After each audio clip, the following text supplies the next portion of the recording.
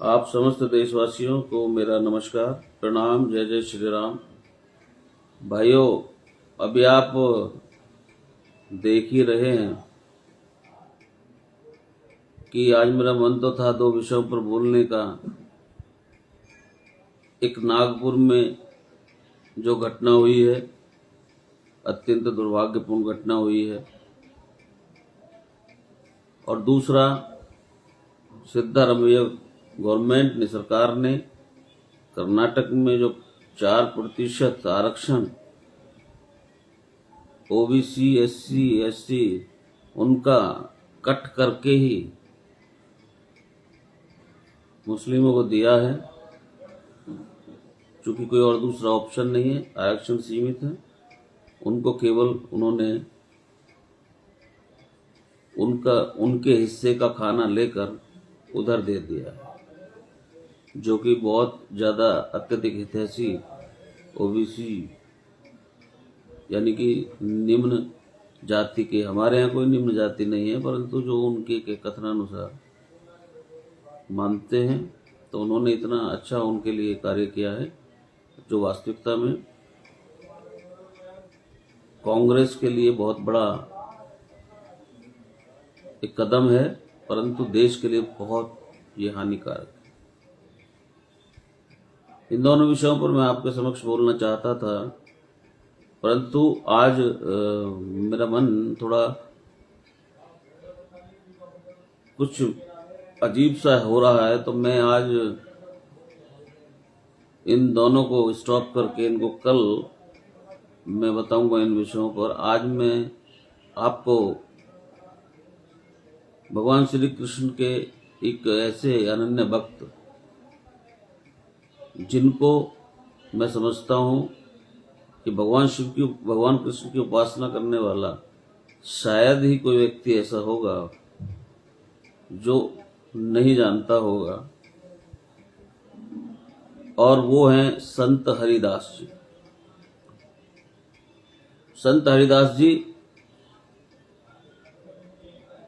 जो भी लोग वृंदावन गए हैं, उन्होंने निधिवन में संत हरिदास जी की समाधि बनी देखी है, होगी अवश्य।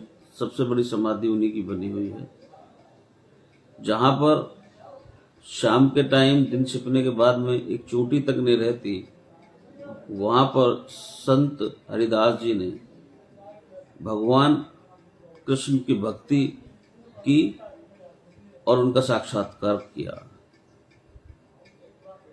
तत्व ज्ञान उनको प्राप्त हुआ। भाइयों, भगवान कृष्ण जितने भी विष्णु के अवतार हैं, उनमें से यदि पूर्ण अवतार आप कह लीजिए, जो पूरा मानव, जिसमें कोई कमी इस प्रकार की न हो, 1% भी यदि हम कह सके कि उसमें वो कमी है उनके अंदर, तो वो भगवान श्री कृष्ण ही हैं। चाहे भक्ति के लिए ले लीजिए, चाहे राजनीति के लिए ले लीजिए, चाहे प्रेम के लिए ले लीजिए, चाहे बचपन के लिए ले लीजिए, चाहे जवानी के लिए ले लीजिए, चाहे किसी भी विषय में गीता का ऐसा ज्ञान उन्होंने दिया कि मैं समझता हूं कि वो आज के समय के लिए ही उन्होंने वो ज्ञान दिया था। चूंकि अर्जुन को उस ज्ञान की आवश्यकता नहीं थी, जिसके साथ स्वयं नारायण बैठे हों, उसको ज्ञान की क्या आवश्यकता है। परंतु आने वाले समय में क्या होना है उनको सब पता ही है, तो आज के समय के लिए उन्होंने गीता का उपदेश अर्जुन को दिया था, और आगे आने वाला समय हो सकता है इससे भी अधिक खतरनाक, हर तौर पर खतरनाक। आप देखिए, ये दो घटना अभी हुई हैं, इन दोनों घटनाओं का उद्देश्य बारीकी से निरीक्षण किया जाए तो इनका उद्देश्य एक ही है।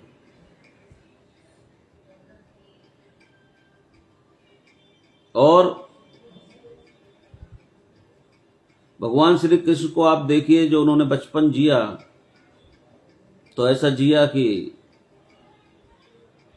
हर माता कहती है अपने बच्चे से कि ये मेरा कान्हा है, बड़े प्यार से कान्हा कहकर पुकारती है।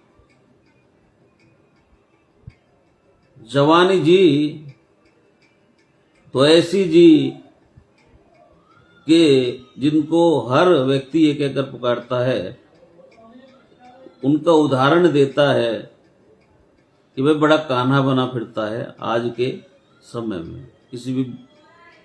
किसी के उद्बोधन में कि बड़ा कान्हा बना फिरता है, ऐसी जवानी उन्होंने जी और ज्ञान दिया गीता का,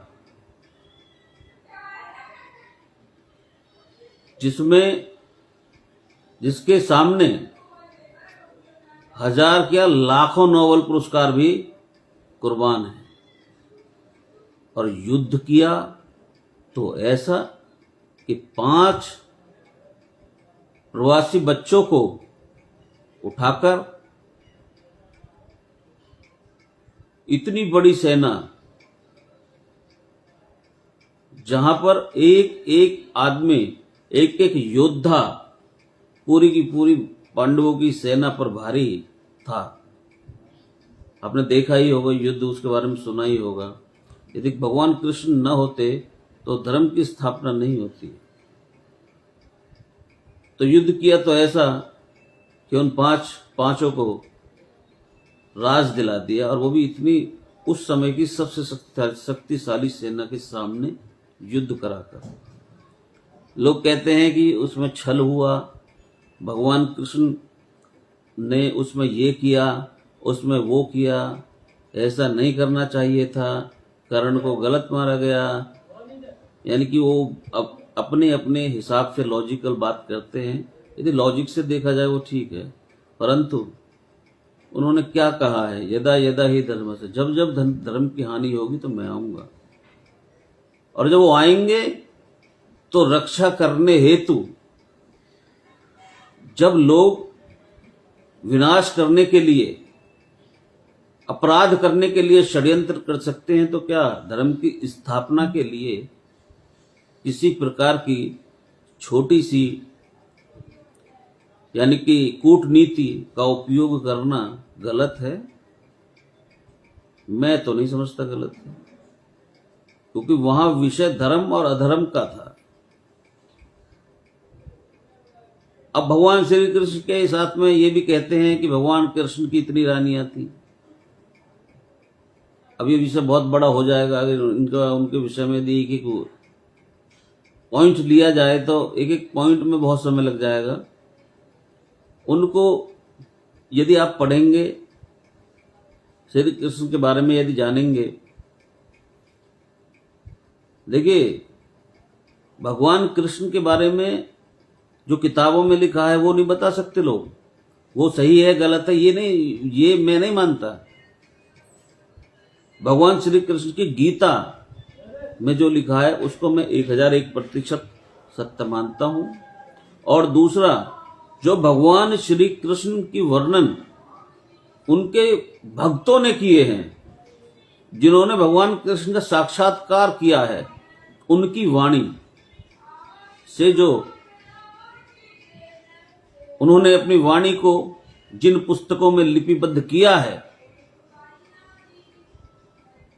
मैं उसको मानता हूं। ऐसे ही एक भक्त संत हरिदास जी भगवान श्री कृष्ण के, जहां निधिवन में उन्होंने तपस्या की, तपस्या नहीं एक्चुअल में, वो भगवान श्री कृष्ण के प्रेम में मगन थे। भगवान श्री कृष्ण को वो रात रात भर संगीत सुनाकर रिझाया करते थे। भगवान को प्रसन्न करने के लिए वो ब्रह्म मुहूर्त में उठकर, यमुना जी बराबर में है निधिवन के, आप सबने देखा ही है, वहां पर जाकर स्नान करके और फिर भगवान श्री कृष्ण को रिझाने के लिए संगीत का गायन किया करते थे। उनके ही एक शिष्य है जिनका नाम तानसेन, सभी ने सुना होगा, जो सबसे बड़े संगीतकार रहे तानसेन। उन्हीं के शिष्य थे संत हरिदास जी के। तो अकबर के लिए वो संगीत गाया करते थे तानसेन। तो जब तानसेन संगीत सुनाते थे उन्हें, तो अकबर बड़ा प्रसन्न होता था, खुश होता था, आनंदित होता था। काफी दिन हो गए सुनते सुनते। अकबर ने पूछा, भाई एक बात बताओ कि तुम जो मुझे संगीत सुनाते हो, तुम्हारा इस धरती पर, इस पृथ्वी पर, मैं समझता हूं संगीत में तो कोई मुकाबला नहीं कर सकता।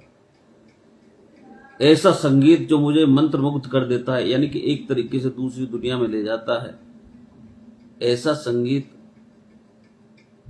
कि जब तक तुम गाते रहते हो, सुनाते रहते हो, मैं उसी में लीन रहता हूं, और जब तुम बंद करते हो, जब मेरा ध्यान वहां से हटता है, तो मैं समझता हूं कि तुम्हारे जैसा, तुमसे बड़ा कोई भी इस संसार में संगीतकार नहीं है। तानसेन ने कहा, ऐसा नहीं है, मेरे से भी बड़े संगीतकार हैं। क्योंकि उन्होंने बोला, अकबर बोला, कौन है? ये मेरे गुरु हैं संत हरिदास। तो उन्होंने कहा, बुलवाइए उनको जो है। वो कहने लगे, वो नहीं आएंगे, हमको ही जाना पड़ेगा। तो वो बोला कि चलो उनके पास चलते हैं, क्योंकि ऐसे नहीं मिलेंगे वो किसी से नहीं मिलेंगे। यदि उनका संगीत सुनना है तो सुबह ब्रह्म मुहूर्त के समय, जब वो यमुना में स्नान करके प्रभु श्री कृष्ण अपने आराध्य के लिए जब संगीत का गायन करते हैं, उसको भी हम छुपकर ही देख सकते हैं। अगर हम सामने पहुंचिए तो वो नहीं गाएंगे। तो उन्होंने कहा, भाई ठीक है, मुझे सुनना है।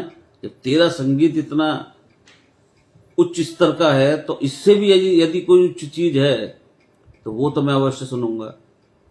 तो अकबर और तानसेन दोनों एक पेड़ के पीछे, वहीं जहां पर हरिदास जी ने स्नान किया, वो बैठे और अपना संगीत का गायन करना शुरू किया। तो अकबर और तानसेन पेड़ के पीछे से छुपकर उनको देख रहे थे, हरिदास जी को। और जब, ऐसा लिखा है इतिहास में, जब संत हरिदास जी ने अपना संगीत शुरू किया, भगवान कृष्ण का नाम लेकर के शुरू किया, 15 मिनट के अंदर ही अकबर विषमाद में चला गया। विषमाद का मतलब किसी दूसरी दुनिया में चला गया, जिसको कहते हैं ध्यान लग जाना, एक आनंद की अनुभूति होना। और ये लिखा है कि 16 घंटे बाद उसको होश आया। उससे, यानी कि योग निंद्रा बोल लीजिए, योग निंद्रा से वो जागा। तो उसने बोला, भाई कहाँ हैं हम? पर थोड़ी देर के लिए कुछ याद नहीं आया। जब उसे पूरी घटना याद आई तो उसने कहा तानसेन ने कि क्या हो गया था? भाई तानसेन, गाता तू भी है और गाते ये भी हैं, पर इनके संगीत में ऐसी क्या बात है कि 15 मिनट के अंदर ही मतलब अपना कहीं दूसरी दुनिया में आनंद की, परमानंद की एक स्टेज पर जाकर के मैं वापस आया हूं। क्या वजह है? तो तानसेन ने कहा कि बादशाह सलामत, मैं आपको खुश करने के लिए गाता हूं, उसका मुझे पैसा मिलता है, परंतु मेरे गुरु वैराग्य में गाते हैं अपने आराध्य के लिए। उनको वैराग्य में केवल और केवल अपने आराध्य को खुश करने के लिए, भगवान कृष्ण को खुश करने के लिए वो गायन करते हैं। इसीलिए ये अंतर है, और ये अंतर नहीं पट सकता। तो अकबर ने कहा, वास्तव में इनका जो गायन है उसका एक अलग ही आनंद है। तू तो इन्होंने बहुत पीछे छोड़ दिया। मैं समझता था कि तू सबसे बड़ा संगीतकार है, लेकिन संत हरिदास जी का जो गायन है उसकी तुलना नहीं की जा सकती। तो भाइयों, जब वैराग्य में परमात्मा की स्तुति की जाती है जिसमें कोई स्वार्थ निहित न हो, जहां पर केवल भक्त और भगवान हो, उस चीज का, उस संगीत का या उस गुण गाने का आनंद ही अलग हो जाता है। अब देखिए, क्रिकेट में एक छोटा सा उदाहरण दूंगा। सचिन तेंदुलकर क्रिकेट के भगवान कहे जाते हैं। यदि कोई दूसरा व्यक्ति रन बनाता था तो उसका महत्व इतना नहीं होता था एक समय के बाद। अगर सचिन तेंदुलकर खड़ा है क्रीज पर तो सब कहते थे कि सचिन आज सेंचुरी मारेगा। एक विश्वास प्रकट था उसके प्रति। मैं ये इसलिए बता रहा हूं आपको कि गाते हम भी गा सकते हैं, लेकिन हमारा गाना सुन के कोई रुकेगा नहीं, भाग जाएगा। और एक वो है, उनका सुन के विश्वास में चले गए। तो किसी और के सेंचुरी मारने से इतना असर नहीं पड़ेगा लोगों पर जितना सचिन की सेंचुरी मारने से पड़ता था। प्रसन्नता जो अधिक होती थी सचिन की सेंचुरी मारने से। इसी प्रकार हरिदास जी के गायन से जो आनंद, महा आनंद आएगा, वो हम जैसों या सामान्य व्यक्तियों से कहां आ पाएगा। भाइयों, संत हरिदास जी ने, उनकी समाधि निधिवन में है। जो भी लोग गए हैं उन्होंने सबने देखी है। मैं समझता हूं शायद सबसे बड़ी समाधि उन्हीं की है। संत हरिदास जी वैराग्य में एक दिन बिल्कुल अपनी भक्ति में डूबकर, उनके आंसू बह रहे हैं, भगवान कृष्ण उनके सामने आ जाते हैं। भगवान कृष्ण उनके सामने आते ही बहुत तेज प्रकाश होता है और बहुत जबरदस्त जैसे दिखाते हैं, इसी प्रकार का एक तरीके से तेज औरा प्रकाश, यानी कि ना सहन करने वाला। अर्जुन भी ऐसे कर लेता था ना, जब विराट रूप दिखाया था अपना, अर्जुन पे बर्दाश्त नहीं हुआ था।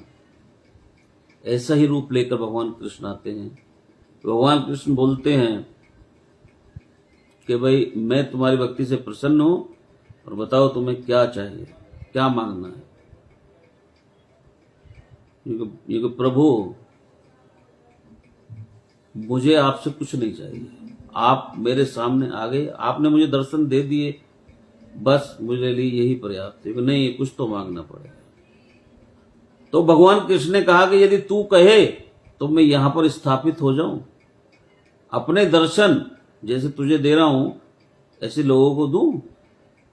भगवान ने कहा, हरिदास जी ने कहा, नहीं, आपके ये दर्शन, आपका ये रूप कोई नहीं झेल पाएगा।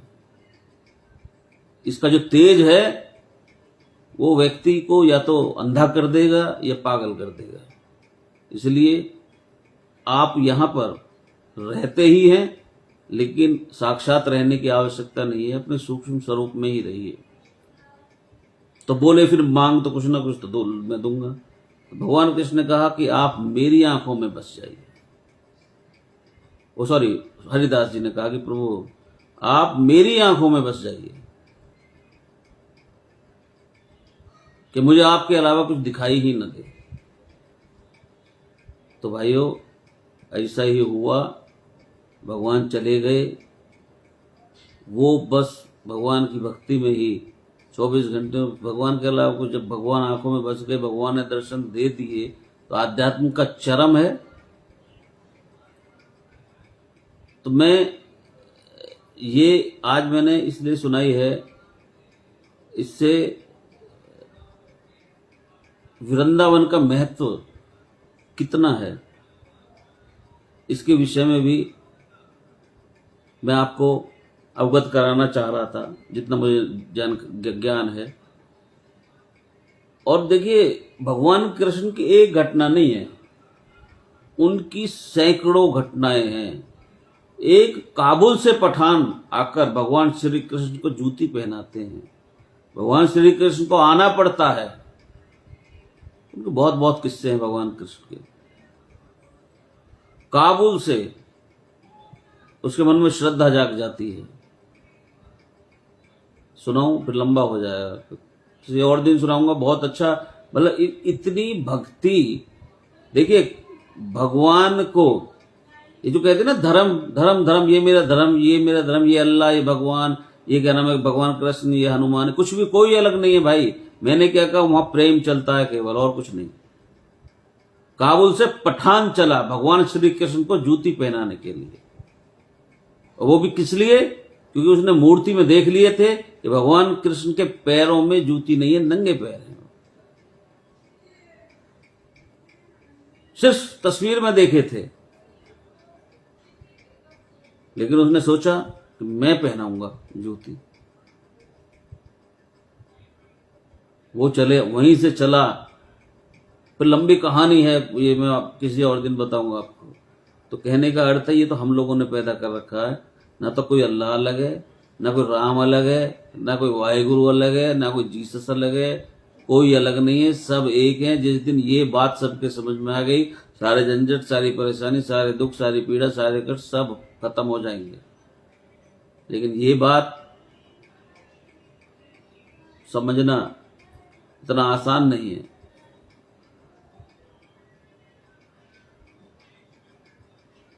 अभी मैं एक दिन पहले, कुछ दिन पहले मैं एक बता रहा था एक घटना कि एक मुस्लिम पीर को 1000 वर्ष तपस्या के बाद में जब उसको प्राप्ति नहीं हुई, तो उसने भगवान से पूछा, तो उसको रास्ता दिखाया किसने? सिख धर्म के एक बाबा नल सिंह जी ने। ये मैंने बताया था, तो उस पर ही किसी ने लिख दिया कि ऐसा हो ही नहीं सकता, किसी ने लिखा था। तो अभी बहुत लोगों के मन में इस प्रकार की भावनाएं हैं कि ये वो है, वो ये है, ये वो है, वो ये है, जबकि पहला स्टेप ही भक्ति का वो है कि जहां पर सभी धर्म बराबर हो जाते हैं। फर्स्ट स्टेप, जब आप भक्ति की पढ़ाई में जब स्टेज आती हैं, तो फर्स्ट स्टेज उसकी वही है कि सबसे पहले सभी धर्म उसके लिए समान हो जाते हैं। फिर उसके बाद में आगे बढ़ती रहती हैं प्रक्रियाएं। अब आप देखिए, हम कहते हैं कि भगवान को प्राप्त करना इतना कोई मुश्किल नहीं, सभी सोचते होंगे। अब मैंने आपको बताया 1000 वर्ष तक तपस्या करने के बाद में भी प्राप्ति नहीं हुई। लोगों ने कई 1000 वर्ष तपस्या करी है, जब जाकर भी प्राप्ति नहीं हुई। क्योंकि हमारे मन को, आत्मा को कितने जन्मों की मैल चढ़ी हुई है, वो इतनी आसानी से नहीं उतर सकती। किसी संत की या किसी गुरु की कृपा के बिना संभव नहीं है। ये तो बहुत छोटी छोटी चीजें हैं, भौतिकता की जो वस्तुएं हैं। ये तो जब आप भक्ति के किसी उसमें जाएंगे, तो आप जब सोचेंगे, वहां पर जाकर वातावरण जब देखेंगे, 10-12 दिन अगर आप जाएंगे, तो आपको लगेगा इस असली आनंद तो यहां पर है। उसी दिन आपको सब कुछ फीका लगना शुरू हो जाएगा। तो मैं तो सभी से यही कहूंगा कि भाइयों, राम का नाम जपिए। सबसे शक्तिशाली यदि कोई शब्द है इस संसार में, तो वो राम है। राधा भी है, लेकिन वो अपने अपने हिसाब से, अपने अपने व्यक्तिगत दृष्टिकोण के आधार पर है। लेकिन राम जो है वो एक बीज मंत्र है। जैसे माँ, ओम, इसी प्रकार राम। तो राम बीज मंत्र है। उसकी शक्ति, यदि एक छोटा सा बीज होता है, तो कुछ समय के बाद में वो क्या होता है, एक वट वृक्ष बन जाता है। इसी प्रकार राम बीज मंत्र है, और बीज मंत्र की शक्ति अपार होती है भैया। बीज मंत्र की शक्ति, हम यदि आज उसका जाप कर रहे हैं, तो ये नहीं आज ही पता लगेगी। वो उसी प्रकार से, जिस प्रकार से पेट बड़ा होता है, और उस हिसाब से आगे जाके हमको उसका एहसास होगा कि हमने उस समय नाम जपा था।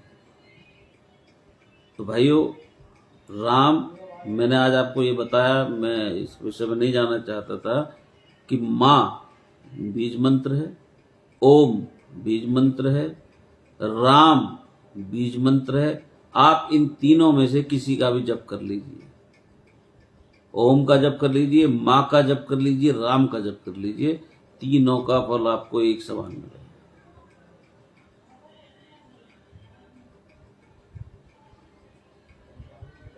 लेकिन करिए, थोड़ा समय निकालिए अपने लिए भी। आत्मचिंतन होना बहुत आवश्यक है।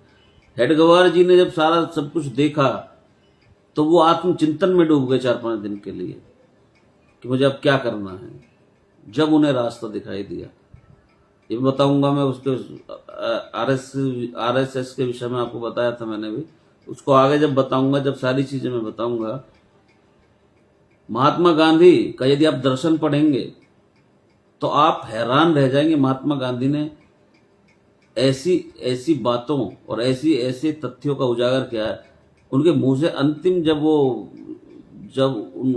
उनका शहीद हुए थे तो उनका क्या निकला था मुख से? हे राम। ये एक बहुत बड़ी भक्ति का परिचायक है कि अंत समय में, जैसा अंत समय में होता है वैसी ही अगले जन्म में गति होती है। यानी कि हे राम का निकलना, समझो राम के पास ही चले गए, वैकुंठ हो गया उनका। तो वो साधारण दर्शन नहीं है गांधी जी का। लो, हम बेशक राजनीतिक, वो एक अलग चीज है, हम क्या कहते हैं क्या नहीं कहते, लेकिन यदि दर्शन में आएंगे, आध्यात्मिक दर्शन उनका पढ़ेंगे, तो आप भौचक्के रह जाएंगे पढ़कर।